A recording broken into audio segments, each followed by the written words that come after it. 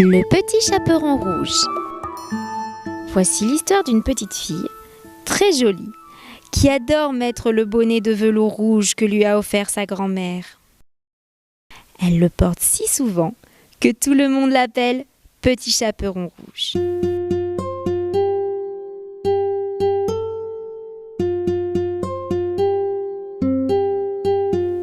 Un matin, sa maman lui demande d'apporter une galette et un petit pot de beurre à sa grand-mère.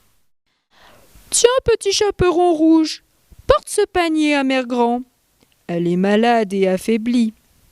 Sois bien sage en chemin, ne t'éloigne pas du sentier, tu pourrais faire de mauvaises rencontres. » « Je serai sage, » promit le Petit Chaperon Rouge. Mère Grand habite à une bonne demi-heure du village, tout là-bas, au milieu de la forêt. À peine rentré dans les bois, le Petit Chaperon Rouge rencontre le loup. Elle ne le connaît pas et ne sait pas qu'il est méchant et menteur. « Bonjour, Petit Chaperon Rouge. Où vas-tu ?»« Bonjour, monsieur le loup. Je vais dans la forêt apporter une galette et du beurre à ma grand-mère qui est malade. » « La forêt est splendide ce matin.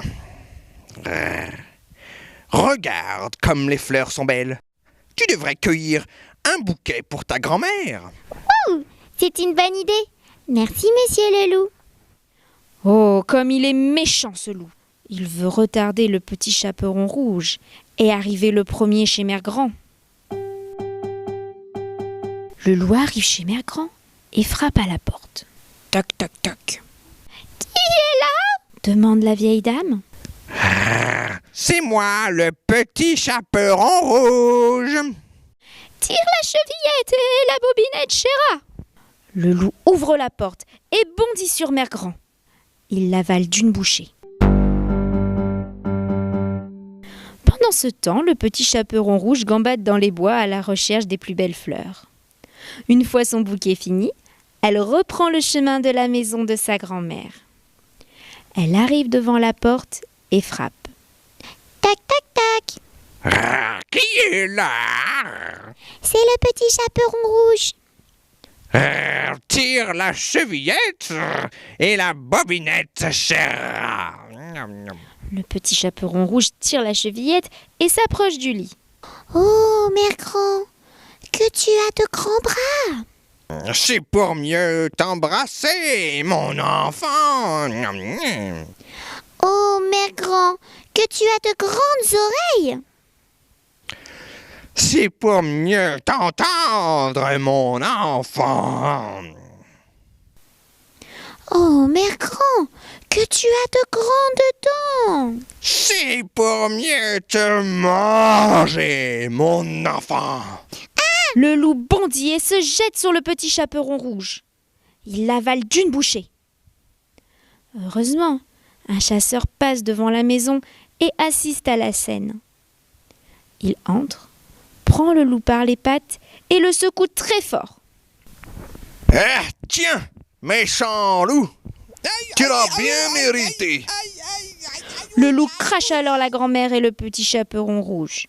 Puis, pris de panique, le loup s'enfuit de la maison.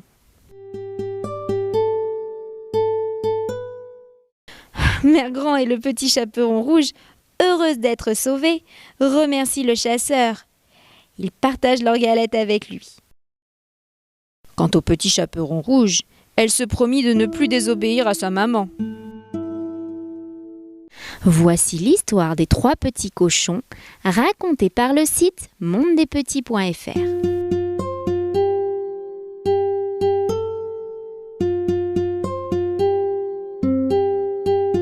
Il était une fois 3 petits cochons. Le jour arriva pour eux de quitter la maison de leur maman. « Au revoir, mes chéris, construisez-vous une belle maison. Mais surtout prenez garde qu'elle soit bien solide pour que le grand méchant loup ne puisse entrer vous manger. » Les 3 petits cochons partirent tous dans une direction différente. Le premier arriva sur un grand champ et se construisit une maison tout en paille. Le deuxième partit en direction des bois et se construisit une maison tout en bois. Le dernier décida de prendre son temps et se construisit une belle maison en briques. Une fois leur ouvrage terminé, les 2 premiers petits cochons rendirent visite à leur grand frère et se moquèrent de lui. Tu n'as toujours pas fini ta maison? La mienne est terminée depuis un moment déjà. Maintenant, je vais pouvoir m'amuser. Moi aussi. Tu devrais lâcher tes briques et venir jouer avec nous. Rira bien qui rira le dernier. Le travail est toujours récompensé. Ce dernier n'avait pas tort. Devinez qui observait les 3 petits cochons en se léchant les babines. Le loup. Il arriva chez le premier petit cochon, souffla sur sa maison en paille. Elle s'envola aussitôt. Il arriva chez le deuxième petit cochon, souffla un grand coup.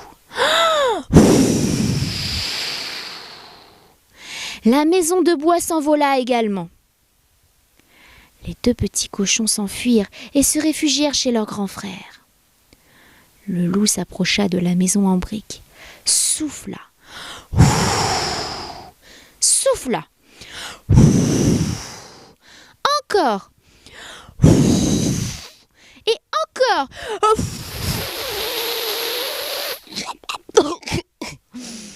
Mais la maison ne bougea pas.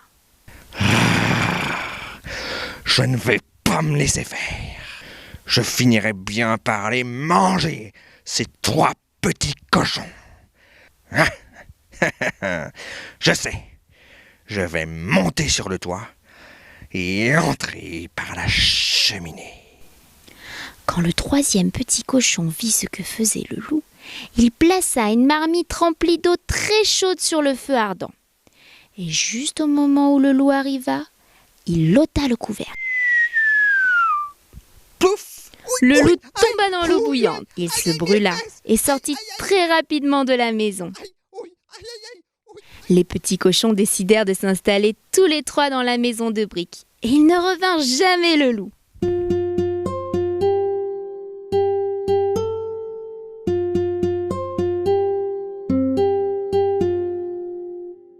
Bonjour à tous. Aujourd'hui, je vais vous raconter l'histoire du vilain petit canard. Cette histoire commence en plein été. Une cane couve ses œufs. Elle trouve le temps long.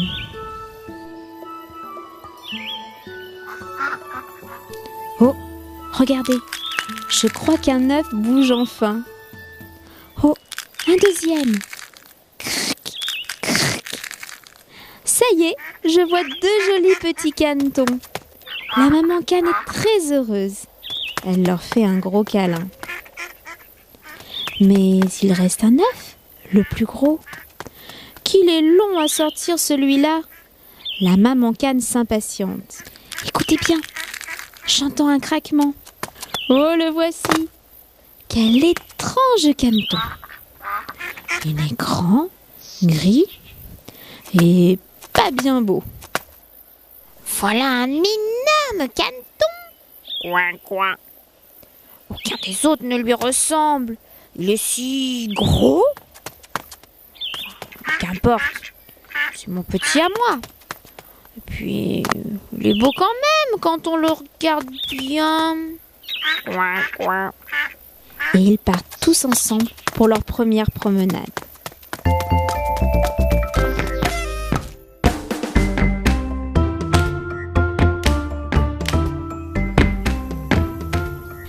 Un jour, la maman cane décide de présenter ses petits aux autres animaux de la basse-cour.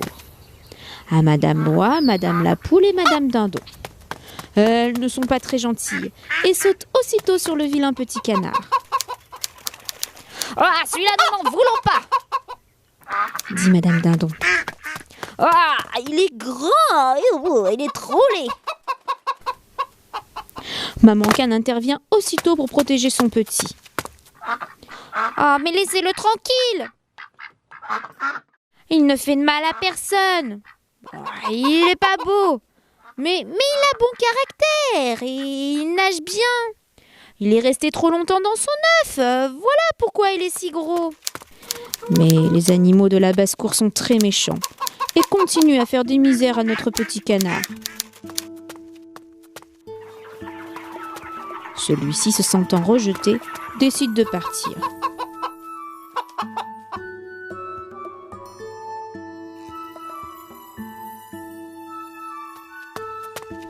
Il est maintenant tout seul. Il aimerait trouver une nouvelle famille, mais malheureusement, personne ne s'intéresse à lui à cause de sa laideur. Le temps passe et l'hiver arrive. Il fait froid et il se sent si seul. Allez, nage, petit canard, nage. Il faut bouger, sinon tu vas être emprisonné par la glace.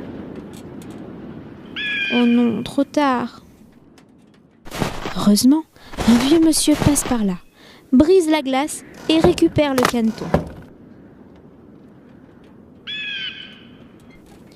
Il le ramène chez lui et le réanime. Mais notre petit canard prend peur et sort vite de la maison. Il décide alors de se cacher derrière un buisson tout l'hiver et d'attendre un peu d'air chaud pour trouver une nouvelle famille. Derrière son buisson, il grandit.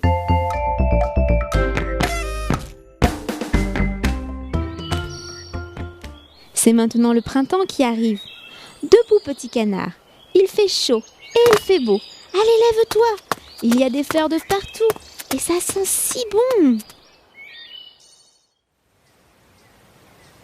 Il arrive à côté d'un étang et décide de se baigner.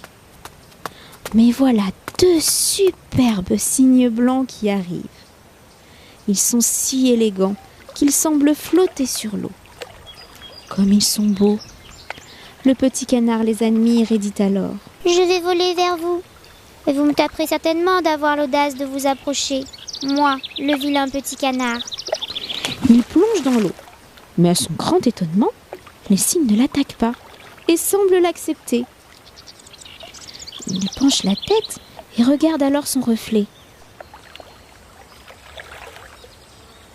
Il a bien grandi et ne ressemble plus à un vilain petit canard gris et lourdeau. Il est devenu un très beau cygne. Comme il est heureux. La maman cygne s'approche de lui et commence à lui faire des câlins. Voici l'histoire de Boucle d'Or et les 3 ours, racontée par le site mondedespetits.fr.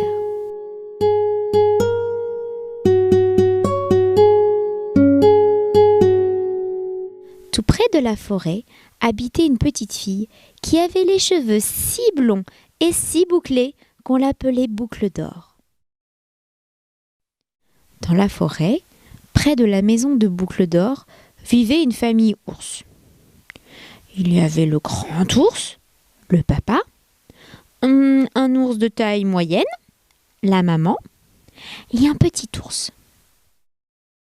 Comme il faisait très chaud ce jour-là, et parce que la soupe était bien trop chaude pour être mangée tout de suite, les 3 ours décidèrent de faire une petite promenade en attendant que le déjeuner refroidisse un peu.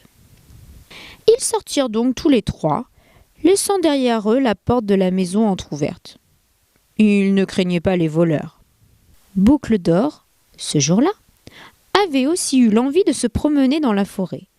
Et, chemin faisant, elle arriva près de la maison des 3 ours. Elle frappa à la porte, mais n'entendit aucune réponse. Alors, comme elle était bien curieuse de savoir qui pouvait vivre ici, elle entra.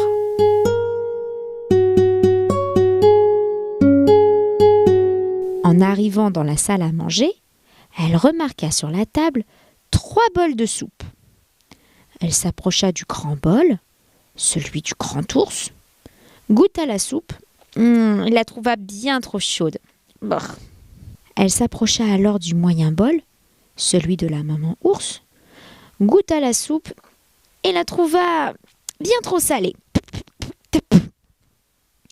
Elle s'approcha enfin du petit bol, celui du petit ours, goûta la soupe et la trouva tellement à son goût qu'elle la mangea jusqu'à la dernière goutte.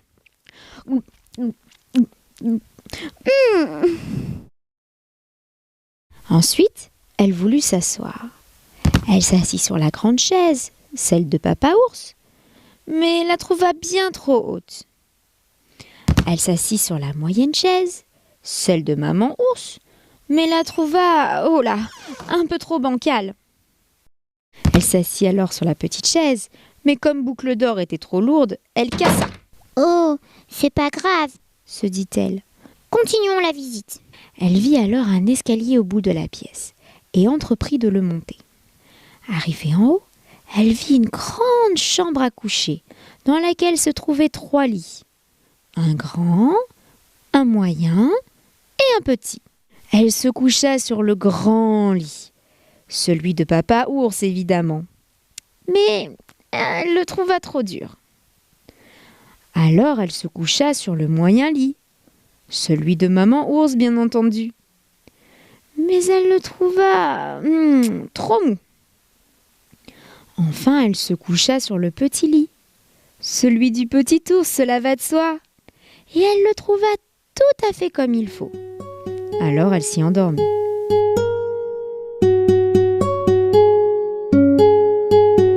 Les 3 ours, comme ils avaient terminé leur petite promenade, rentrèrent à la maison. Le Papa Ours, voyant son bol, s'écria : « Oh, quelqu'un a touché à ma soupe !» La Maman Ours, voyant son bol, s'exclama : « Quelqu'un a touché à ma soupe !» Le petit ours, regardant son bol, dit : « Quelqu'un a mangé toute ma soupe !» Papa Ours avança dans la pièce et vit sa chaise. « Oh, quelqu'un s'est assis sur ma chaise !» Maman Ours, s'avançant alors vers sa chaise, affirma : « Quelqu'un s'est assis sur ma chaise !» Et le petit ours, comme il se doit, s'approchant à son tour, pleurnicha : « Quelqu'un a cassé ma chaise !» D'un grand pas décidé, Papa Ours se dirigea vers l'escalier qu'il grimpa 4 à 4, suivi par Maman Ours et le petit ours qui séchait ses larmes. Papa Ours, une fois dans la chambre, avança vers son lit. « Oh, quelqu'un s'est couché sur mon lit !» Maman Ours, s'approchant aussi, dit : « Quelqu'un s'est couché également sur mon lit !» Et le petit ours s'étonna alors. « Y a quelqu'un sur mon lit ?» Boucle d'Or, réveillée par la voix des ours, ouvrit les yeux et vit les 3 ours penchés au-dessus d'elle. Bien sûr, les ours n'étaient pas méchants, mais elle eut très peur et voyant la fenêtre ouverte, elle s'y précipita et sauta par-dessus pour courir vite jusqu'à chez elle. Voilà ce qui arrive quand on rentre chez les gens sans y être invité. Les 3 ours ne la revinrent plus jamais.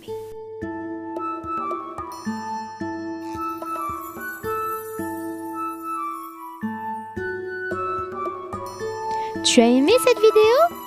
Sur le site mondedespetits.fr, tu pourras imprimer cette histoire illustrée et jouer avec tous les personnages. Alors rejoins-moi vite.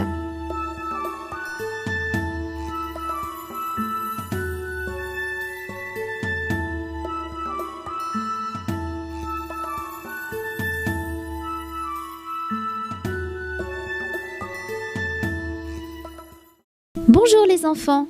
Aujourd'hui, je vais vous raconter l'histoire de la princesse Méline. Dans un pays lointain, vit un prince. Il est très amoureux de la princesse d'un village voisin nommé Méline. Elle est si belle et si gentille qu'il rêve de l'épouser. Mais le père de celle-ci refuse catégoriquement la demande du prince. Il veut que sa fille épouse un homme plus riche. Mais la princesse ne veut pas et elle le fait savoir à son père. « Je ne veux que lui et je n'en épouserai aucun autre. » Le roi se fâche alors et décide de construire une grande tour sans fenêtre et sans porte. Il dit à sa fille : Tu resteras enfermé là, jusqu'à ce que tu changes d'avis. et que tu acceptes d'épouser un prince plus riche que je t'aurais choisi. On enferme Méline avec sa femme de chambre dans la grande tour et on lui donne de la nourriture et de l'eau pour tenir des années. Le prince part à la recherche de Méline et crie son nom. Mais il ne sait pas qu'elle est enfermée dans la grande tour. Il passe devant, mais ne se rend compte de rien et finit par la croire morte. Le temps passe. Les réserves en nourriture commencent à s'épuiser. Méline prend alors une décision. Plus personne ne viendra nous sauver. Il faut sortir. Allez, viens, aide-moi. Elle prend le couteau à pain et commence à gratter. Rien ne bouge. La femme de chambre essaie à son tour. Allez, courage, vous allez y arriver. Un premier petit bout de pierre tombe enfin, ce qui leur redonne de la force. Avec beaucoup de patience, elle voit enfin les premiers rayons de soleil. Comme ça fait du bien!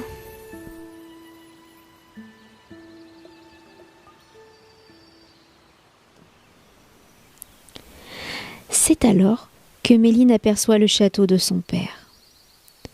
Le château a certainement pris feu. Tout est en ruine et semble abandonné. Il n'y a plus personne ici. Il faut partir. Mais pour aller où? Elle marche en direction du village voisin à la recherche de son prince. Mais il n'y a plus personne ici non plus. Affamée, elle finit par manger des orties sur le bord de la route.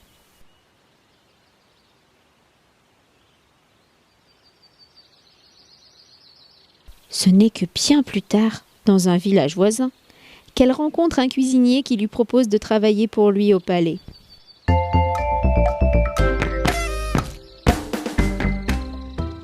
Mais vous savez, le monde est petit. Figurez-vous que c'est dans ce château que s'est installé le prince et son père. Le roi a choisi une femme à son fils, une princesse laide et très méchante.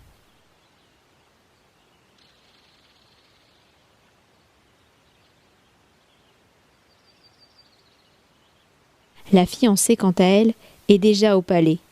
Mais consciente de sa laideur, elle reste enfermée dans sa chambre et ne se montre pas. Méline lui apporte le repas tous les jours. C'est alors qu'une idée vient à la méchante princesse, qui propose à Méline.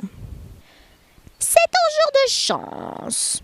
Je me suis tordu le pied et je ne peux pas bien marcher. Tu mettras ma robe et tu me remplaceras lors du mariage. Si tu n'obéis pas, tu le paieras de ta vie. Méline est tellement heureuse de revoir son prince qu'elle accepte aussitôt. Elle met la très belle robe de mariée, un voile et se maquille pour ne pas qu'on la reconnaisse. Elle rentre ensuite dans la salle du trône. Tout le monde ne voit qu'elle. Elle est si belle, si élégante, si gracieuse. Elle ressemble tellement à ma Méline. Si on ne m'avait pas dit qu'elle était morte, je croirais que c'est elle qui se tient devant moi. Le prince accepte de l'épouser et la conduit à l'église. En chemin, Méline croise des orties et leur dit « Oh, merci petite ortie de m'avoir nourrie quand j'en avais tant besoin. Tu n'as pas vraiment bon goût, Mais tu m'as sauvé la vie et je t'en serai éternellement reconnaissante. » À qui parles-tu? À personne. Enfin, aux orties, mais c'est une longue histoire. Tu connais la princesse Méline? Tu as la même voix qu'elle. Non, je la connais pas. Je suis désolée. Non, je ne la connais pas.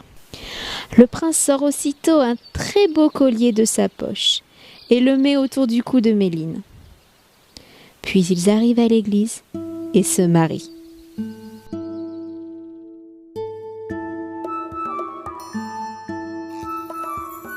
De retour au palais, Méline enlève la jolie robe de mariée. Mais elle garde le collier en souvenir de cette superbe journée avec le prince.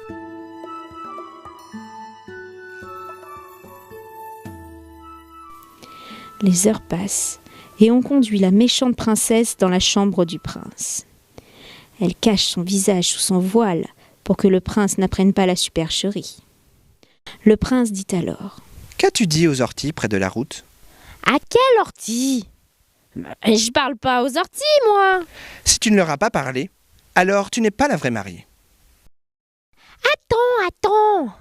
Elle sort de la chambre et court voir Méline. Servante! Qu'as-tu dit aux orties près de la route? Je les ai remerciés de m'avoir nourrie quand j'en avais besoin. Je leur ai dit que je serais éternellement reconnaissante pour leur aide précieuse. Ah, cela te coûtera la vie. Elle retourne alors près du prince. Elle répète bêtement ce que lui a dit Méline. Et où est le collier que je t'ai donné devant la porte de l'église? Le collier? Le collier. Tu m'as pas donné de collier? Si tu ne le sais pas, tu n'es pas la vraie mariée. Il lui arrache son voile et s'aperçoit que ce n'est pas la même princesse que celle qu'il a épousée. Comment es-tu arrivée là? Et qui es-tu? Je suis ta fiancée promise. Mais j'avais peur que les gens se moquent de moi. C'est pourquoi j'ai ordonné à la petite Souillon de mettre ma robe et d'aller à l'église à ma place. Où est cette fille? Où est cette fille? Je veux la voir. Va la chercher. La méchante, folle de rage, sort de la chambre et dit à ses serviteurs de se débarrasser de sa femme de chambre et de l'enfermer tout de suite dans un cachot. Méline crie. Prince, venez m'aider, je vous en prie. Je ne veux plus être séparée de vous. Prince. Le prince arrive alors en courant et sauve Méline. Débarrassé de tout son maquillage et de son voile, le prince reconnaît enfin Méline. Tu es la vraie mariée. Tu portes le collier que je t'ai offert. Mais tu es aussi Méline, la princesse que j'ai tant aimée. Dis-moi la vérité, je t'en prie. Oui, c'est vrai, je suis Méline. Celle qui, par amour pour toi, a été emprisonnée dans une tour obscure. Mais aujourd'hui, je t'ai enfin retrouvée et mon rêve s'est réalisé. Je suis maintenant la plus heureuse des femmes. Le prince l'embrasse et ils se promettent de ne plus jamais se séparer.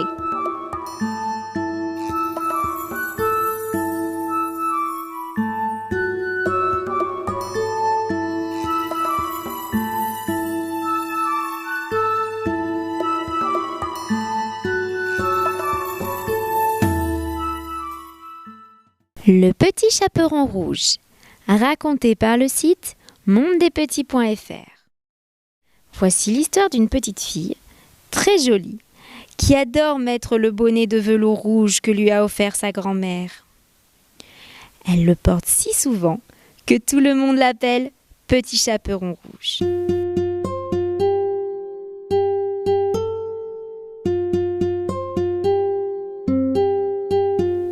Un matin, sa maman lui demande d'apporter une galette et un petit pot de beurre à sa grand-mère. « Tiens, petit chaperon rouge, porte ce panier à Mère Grand. Elle est malade et affaiblie. Sois bien sage en chemin, ne t'éloigne pas du sentier, tu pourrais faire de mauvaises rencontres. » « Je serai sage !» promit le petit chaperon rouge. Mère Grand habite à une bonne demi-heure du village, tout là-bas, au milieu de la forêt. À peine rentré dans les bois, le petit chaperon rouge rencontre le loup. Elle ne le connaît pas et ne sait pas qu'il est méchant et menteur. Bonjour, petit chaperon rouge. Où vas-tu? Bonjour, monsieur le loup. Je vais dans la forêt apporter une galette et du beurre à ma grand-mère qui est malade. La forêt est splendide ce matin. Regarde comme les fleurs sont belles. Tu devrais cueillir un bouquet pour ta grand-mère. C'est une bonne idée. Merci, monsieur le loup. Oh, comme il est méchant ce loup. Il veut retarder le petit chaperon rouge et arriver le premier chez Mère Grand. Le loup arrive chez Mère Grand et frappe à la porte. Toc, toc, toc. « Qui est là ?» demande la vieille dame. C'est moi, le petit chaperon rouge. Tire la chevillette et la bobinette, chéra. Le loup ouvre la porte et bondit sur Mère Grand. il l'avale d'une bouchée. Pendant ce temps, le petit chaperon rouge gambade dans les bois à la recherche des plus belles fleurs. Une fois son bouquet fini, elle reprend le chemin de la maison de sa grand-mère. Elle arrive devant la porte et frappe. Tac, tac, tac. Ah, qui est là? C'est le petit chaperon rouge. Tire la chevillette et la bobinette, chère. Le petit chaperon rouge tire la chevillette et s'approche du lit. Oh, mère grand, que tu as de grands bras. C'est pour mieux t'embrasser, mon enfant. Oh, mère grand, que tu as de grandes oreilles. C'est pour mieux t'entendre, mon enfant. Oh, mère grand, que tu as de grandes dents. C'est pour mieux te manger, mon enfant. Le loup bondit et se jette sur le petit chaperon rouge. Il l'avale d'une bouchée. Heureusement, un chasseur passe devant la maison et assiste à la scène. Il entre, prend le loup par les pattes et le secoue très fort. Ah, tiens, méchant loup, tu l'as bien mérité. Le loup crache alors la grand-mère et le petit chaperon rouge. Puis, pris de panique, le loup s'enfuit de la maison.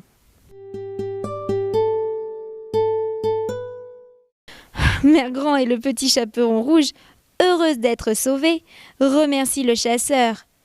Ils partagent leur galette avec lui. Quant au petit chaperon rouge, elle se promit de ne plus désobéir à sa maman.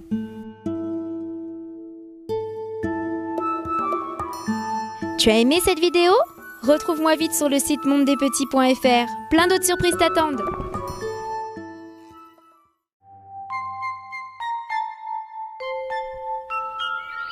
La Belle et la Bête. Il était une fois, dans un pays lointain, un riche marchand qui avait 3 filles. Les 2 aînées étaient capricieuses et égoïstes. La plus jeune avait bon cœur et elle était si jolie que tout le monde la surnommait Belle. Un matin, le marchand annonça qu'il s'en allait pour un long voyage. Que puis-je vous rapporter, mes filles, pour vous faire plaisir? Des robes et des bijoux, papa. Moi, je voudrais seulement que vous reveniez. Allons, Belle, laisse-moi te ramener un présent. Très bien. Si vous insistez, je voudrais une jolie rose.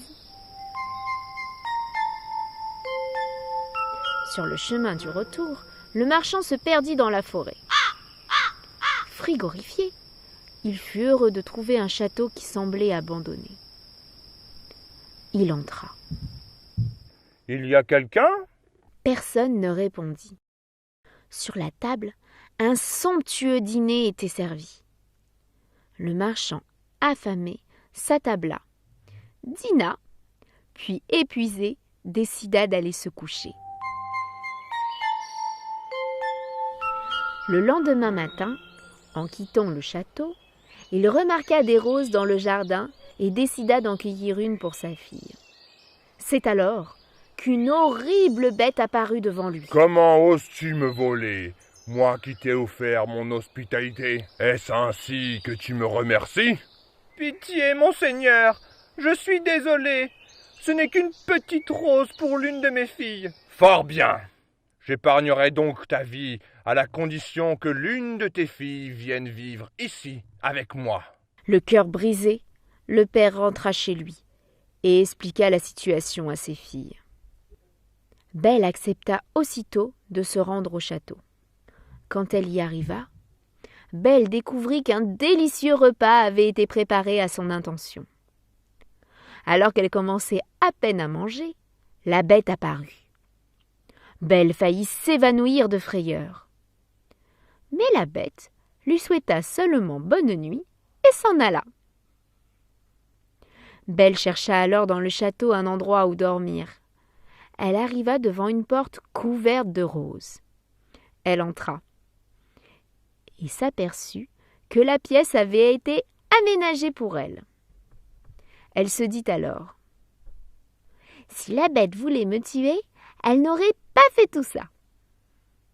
Durant les mois qui suivirent, la belle et la bête apprirent à se connaître et à s'apprécier. La bête n'était pas méchante.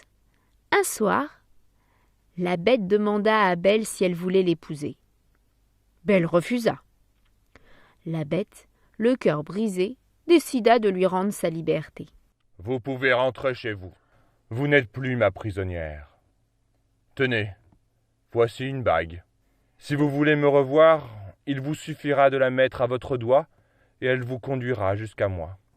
Belle rentra chez elle, très heureuse de retrouver sa famille, mais le cœur lourd. Elle s'occupa de son père malade et ne pensa plus à la bête pendant plusieurs jours. Une nuit, elle fit un horrible cauchemar. Elle rêva que la bête était morte de chagrin dans son grand château. Prise de panique, elle mit la bague et se retrouva, comme par magie, au palais. Elle chercha la bête partout et finit par la trouver, gisant sur le sol exactement comme dans son rêve. Je ne pensais plus jamais te revoir et je me suis laissé mourir. Mais non, tu dois vivre. Je t'aime et je veux t'épouser. À peine eut-elle prononcé ces mots qu'une chose extraordinaire arriva. Le château se métamorphosa et la bête devint le plus beau des princes. Oh Belle, en acceptant de m'épouser, tu as brisé le sortilège qu'une méchante sorcière m'avait jadis lancé.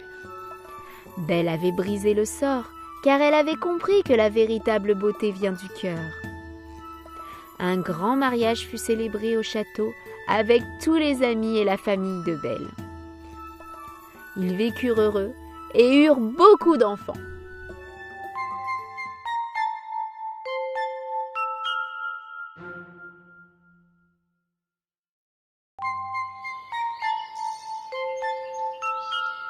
Réponse. Il était une fois, dans un pays lointain, un jeune couple qui désirait plus que tout avoir une petite fille. Le temps passa et finalement la jeune femme tomba enceinte.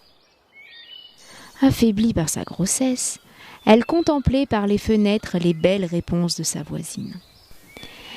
Elles étaient si luisantes, si fraîches et si appétissantes qu'elle rêvait d'en manger.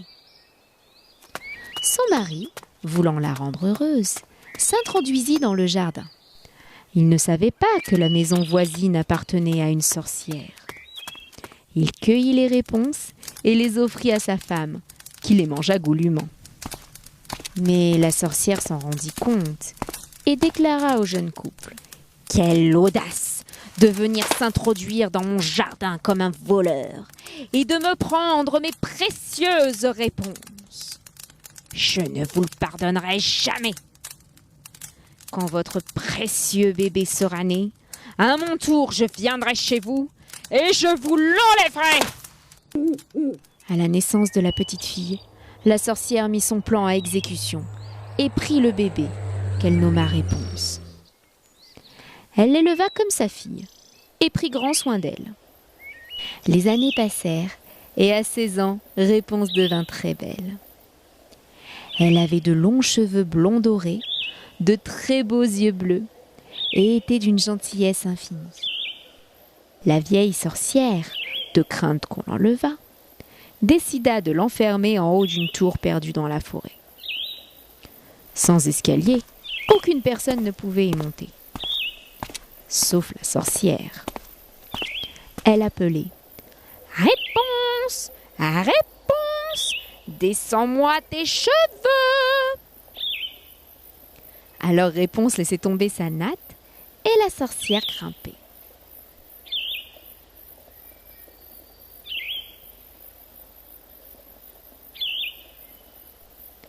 Un jour, la jeune fille crut entendre la voix de la sorcière. Elle descendit ses cheveux, comme à son habitude, mais ce fut un prince qui monta. Elle prit peur. Qui êtes-vous? Ne vous approchez pas. Ne vous approchez pas.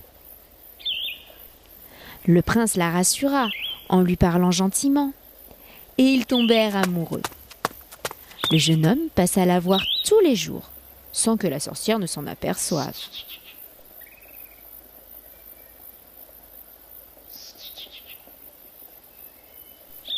Un jour, il lui demanda.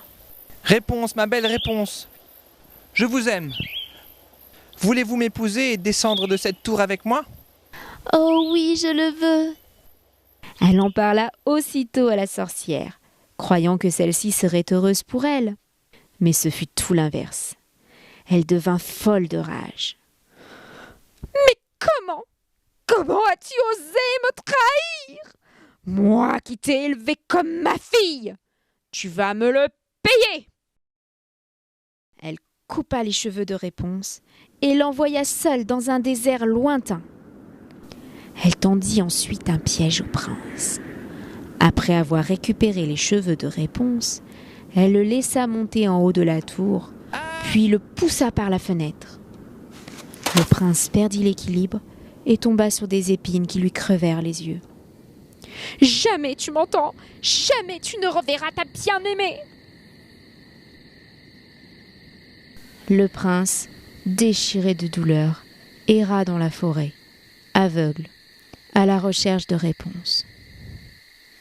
Par un heureux hasard, son chemin croisa celui de Touni, le petit lapin jaune, qui l'emmena dans le désert où Réponse vivait misérablement. Un miracle se produisit alors. Le jeune homme reconnut la voix de Réponse qui chantait au loin. Il s'avança vers elle. La jeune fille s'agrippa à son cou en pleurant. Ses larmes de joie touchèrent alors les yeux du prince et il retrouva complètement la vue. Il ramena sa bien-aimée dans son royaume et un grand mariage fut organisé. Réponse retrouva finalement ses parents et donna à son tour naissance à des petits jumeaux aussi blonds qu'elle.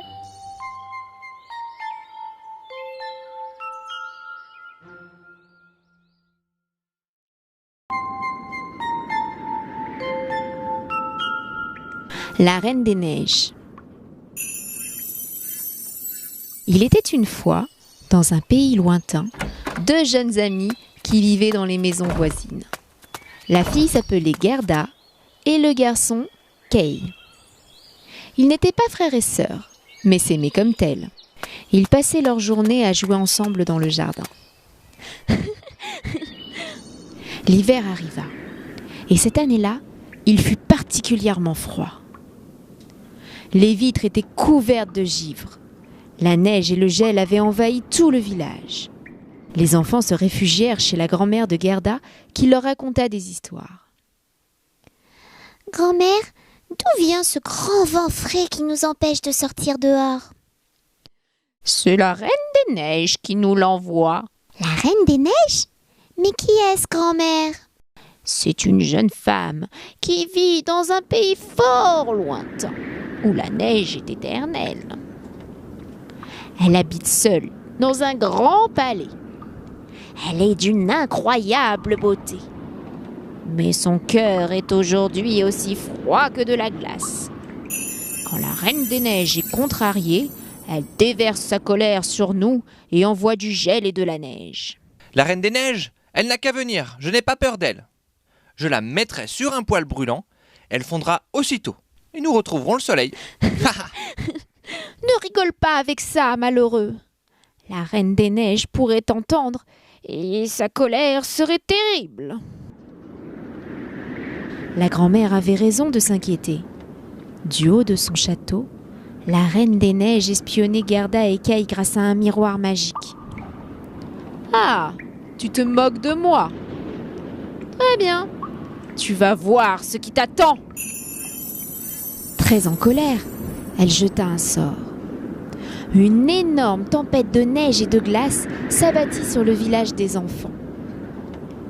Kay reçut un éclat de glace dans les yeux et un autre dans le cœur. À cet instant, il se transforma complètement et devint l'enfant le plus méchant de la terre. Kay, Que se passe-t-il? Où vas-tu? Je ne te reconnais plus. Mais pourquoi tu ne me parles plus depuis des jours? Que tu es laide quand tu pleures. Lâche-moi. Je vais faire du traîneau tout seul. Kay partit dans la forêt. C'est alors qu'il aperçut un grand traîneau blanc orné d'étoiles d'argent qui scintillaient.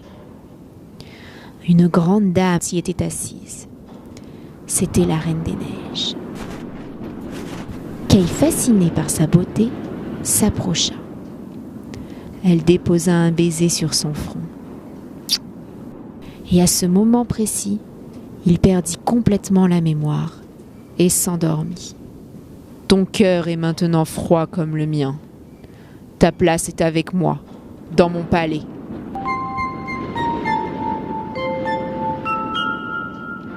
Gerda attendit le retour de son ami, mais il avait disparu, et personne ne semblait savoir où il se trouvait. Elle partit à sa recherche. Elle se dirigea vers le fleuve, monta dans une barque et se laissa emporter par le courant. Elle arriva dans une jolie maisonnette où une dame un peu sorcière l'accueillit. Gerda lui raconta son histoire. À mon avis, c'est la Reine des Neiges qui a emmené ton ami. Oh, aidez-moi, madame, je vous en supplie. Je suis si malheureuse sans lui. La sorcière lui coiffa alors ses cheveux avec un peigne magique qui lui fit perdre la mémoire. Voilà mon enfant. Ainsi tu ne te rappelleras plus de rien et tu n'auras plus jamais de peine. Mais l'amour que Gerda avait pour Kay était si fort que la jeune fille se rappela rapidement de lui. Et à l'insu de la sorcière, elle s'enfuit. Sa route croisa alors celle du petit Tounou. Il connaissait la Reine des Neiges et conduisit Gerda à travers champs, bois et marais jusqu'au palais. La fillette le remercia et entra dans le château vide et glacial.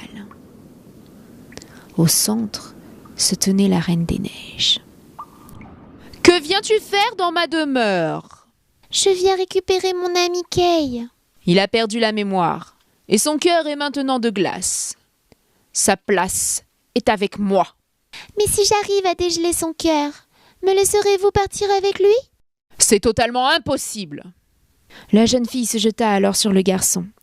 Kay, c'est moi, c'est Gerda, tu te rappelles? Je t'en prie, réponds-moi. Des larmes de joie coulèrent sur le cœur du jeune homme. Des larmes chaudes, passionnées et remplies d'amour qui réchauffèrent son cœur. Un miracle se produisit et le jeune homme revint à lui. « Oh Gerda, comme je t'aime! Je suis tellement désolé pour tout ce qui s'est passé. Comment ai-je pu t'oublier aussi longtemps ?» Ému par les jeunes gens, le cœur de la Reine des Neiges sembla se réchauffer. « Je ne peux pas lutter face à un si grand amour. J'avais une famille avant, comme vous. On s'aimait très fort. Je crois qu'il est temps pour moi d'arrêter de m'isoler dans ce château et d'aller les retrouver. Bon voyage les enfants, ma magie vous aidera à rentrer. » Ils partirent alors le cœur léger. Ils n'avaient jamais été aussi heureux de se retrouver tous les deux. Un vent doux conduisit la barque jusqu'au village. La neige fondait, les premières hirondelles voltigeaient dans le ciel et on pouvait même apercevoir quelques fleurs. « Kay, regarde, c'est le retour du printemps !»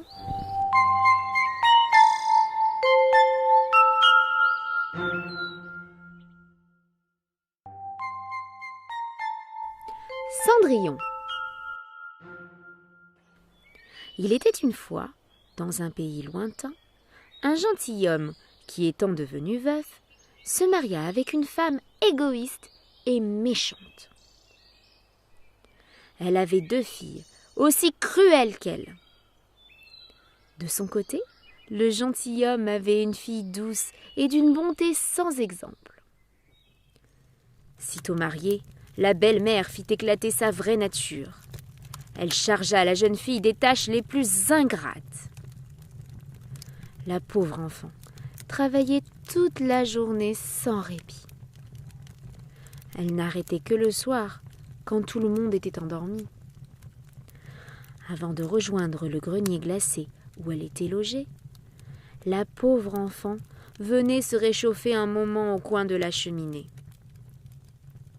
À cause de cela, sa robe était toujours couverte de cendres, si bien que ses sœurs, pour se moquer d'elle, la nommèrent Cendrillon. Un jour, le fils du roi donna un bal et pria toutes les jeunes filles de bonne famille de s'y rendre.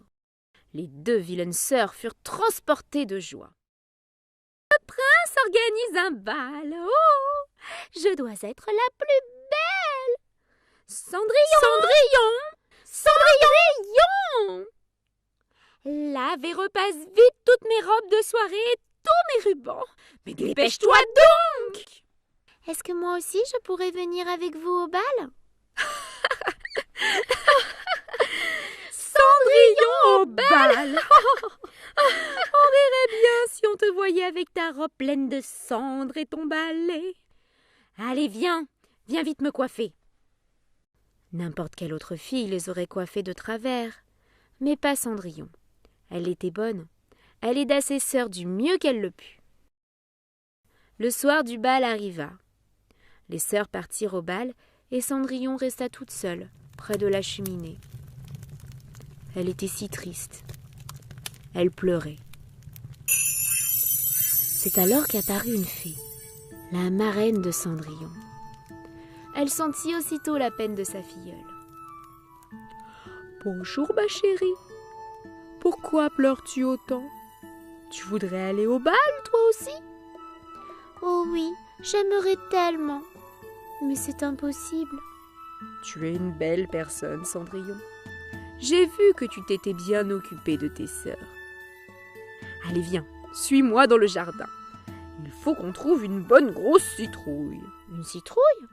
Mais pourquoi faire, ma reine? » En un coup de baguette magique, la fée transforma la citrouille en un magnifique carrosse. Elle trouva aussi des petites souris et les transforma en chevaux. Puis elle demanda à Touni qui passait par là. « Veux-tu être le cocher de Cendrillon, petit Touni ?» Touni était tout content de remplir ce rôle. Puis la fée se tourna vers Cendrillon. En 2 secondes, la jeune fille se retrouva habillée d'une ravissante robe de bal et chaussée de magnifiques pantoufles de verre. « Oh, merci, merci beaucoup, ma reine. » N'oublie pas, Cendrillon, au 12e coup de minuit, ma magie disparaîtra. Tu dois absolument être rentrée avant. Lorsque Cendrillon arriva au bal, elle fit grande impression. Personne ne la reconnut, pas même ses horribles sœurs. Tout le monde la regarda avec admiration. Elle était si belle, si élégante. Le prince lui-même sembla subjugué. Il l'invita aussitôt à danser et ne la quitta plus de la soirée. Cendrillon était si heureuse qu'elle oublia complètement l'heure. En entendant le premier coup de minuit, elle se précipita dehors. Le prince essaya de la suivre, mais il ne réussit pas à l'attraper. Il ne restait alors que la pantoufle de verre que Cendrillon avait laissée tomber dans la précipitation. Cendrillon rentra chez elle, sans carrosse, sans laquais, avec ses vilains habits, mais heureuse comme jamais. Le lendemain, le prince fit un communiqué officiel. Il déclara qu'il souhaitait épouser la jeune fille qui arriverait à mettre la pantoufle de verre. Un messager du prince parcourut tout le pays à la recherche d'une jeune fille qui arriverait à enfiler ses chaussures. Mais le pied de Cendrillon était si petit que personne n'y arrivait. Il se présenta devant les 2 jeunes filles. Elles firent tout leur possible pour faire rentrer la chaussure dans leurs pieds. « Et moi?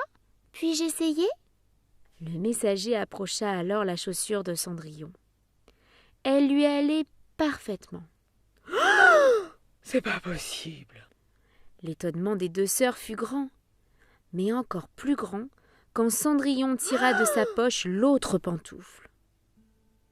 On conduisit alors Cendrillon au prince, qui la reconnut aussitôt malgré ses vilains habits.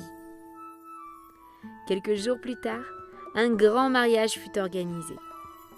Cendrillon était très bonne et elle pardonna à ses sœurs. Elle les logea même au palais. Et c'est ainsi que Cendrillon vécut heureuse auprès de son prince charmant.